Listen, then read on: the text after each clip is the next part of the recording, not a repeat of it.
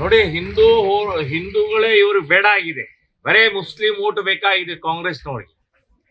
ಮುಸ್ಲಿಮರ ಮೇಲೆ ನಾವು ಗೆದ್ದಿದ್ದೀವಿ, ಮುಸ್ಲಿಮರಿಂದನೇ ಗೆದ್ದಿದ್ದೀವಿ ಅನ್ನುವಂತ ಇವತ್ತ ಹುಚ್ಚು ಏನಿದೆಯಲ್ಲ, ಹಿಂದೂ ಓಟ್ ಹಾಕುವಂತವ್ರು ಆ ಭ್ರಮೆಯನ್ನು ಬಿಡಿಸ್ಬೇಕು, ಆ ಹುಚ್ಚು ಬಿಡಿಸ್ಬೇಕಾಗಿದೆ. ಈಗಾಗಲೇ ಇಡೀ ದೇಶದಲ್ಲಿ ಧೂಳಿಪಟ ಆಗಿದೆ, ಎಲ್ಲೋ ಅಲ್ಲಿ ಇಲ್ಲಿ ಬದುಕ್ತಾ ಇದ್ದಾರೆ. ಈ ರೀತಿಯ ತುಷ್ಟೀಕರಣದಿಂದ ನೀವು ಕಸದ ಡಬ್ಬಾಗ ಹೋಗ್ತೀರಿ ಅಂತ ಅನ್ನುವಂಥದ್ದು ಕಾಂಗ್ರೆಸ್ನವ್ರು ಹೇಳ್ತೀನಿ ನಾವು. ಇಲ್ಲಿ ಛತ್ರಪತಿ ಶಿವಾಜಿ ಮಹಾರಾಜರಿಗೆ ಮೆರವಣಿಗೆಯಲ್ಲಿ ಶಾಂತ ರೀತಿಯಿಂದ ಯಾವುದೇ ಗದ್ದಲ ಗೊಂದಲ ಇಲ್ಲದೆ ಹೋಗ್ತಾ ಇರುವಂತ ಮೆರವಣಿಗೆ ಮೇಲೆ ಕಲ್ಲು ಎಸಿತಾರೆ, ಚಪ್ಪಲಿ ಎಸಿತಾರೆ ಅಂತಂದ್ರೆ ಎಷ್ಟು ಸೊಕ್ಕು. ಕೈ ಕತ್ತರಿಸ್ಬೇಕ್ರೆ.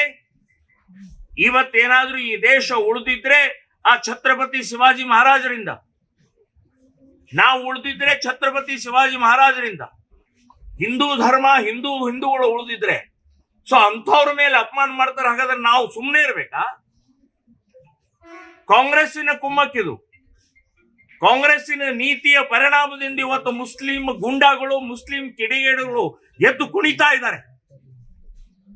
ಅವರ ಕೇಸ್ಗಳನ್ನು ವಾಪಸ್ ತಗೊಳ್ಳೋದು, ಅವರನ್ನು ಬಚಾವ್ ಮಾಡೋದು, ಈ ರೀತಿಯ ಪ್ರವೃತ್ತಿ ಸರಿಯಲ್ಲ. ನಾನು ಹೇಳೋದು